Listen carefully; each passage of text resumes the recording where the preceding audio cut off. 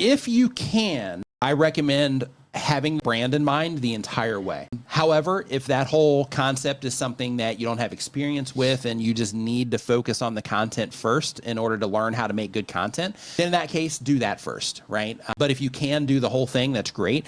But a lot of people, when they first come in, if you don't have experience with that sort of thing, that might distract them from, learning how to make good videos for their viewers, where at the end of the day, that should be the utmost priority, and then everything else, after that. And the reason for that is because sometimes when people focus on branding first, they will include like logo intros. They'll just kind of overdo it on, trying to let people know about, the brand, so to speak, and that kind of stuff. So because of that, focusing on the content first is always the win. But if you can do both and do it in a way to where it's not distracting to the viewer, then in that case, yeah, keeping the brand in mind and always working to build the brand is definitely a good move.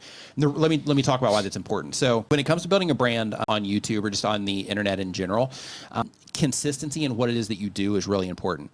So for example, consistency in your messaging, consistency in what you stand for, consistency in how you approach things, not just consistency on uploading videos at a certain day and time, like that's important too, but consistency in everything it is that you're doing and how you represent, yourself and, what it is that you're doing on the platforms. Mm-hmm. All of that stuff is really important when it comes to building the brand. So if you can do that right out of the gate, it just kind of gives you that advantage. So then that way, it doesn't matter if somebody watches your first video or the last video that you published, things are going to have a similar vibe to them in terms of how you express that brand through your content. So because of that, I would definitely consider the brand side as part of the journey if you can, from video number one. But if you don't have experience with that kind of stuff and you think that it might be distracting, then that's where, just focus on making good content. Then you can kind of work on fine tuning the brand stuff later.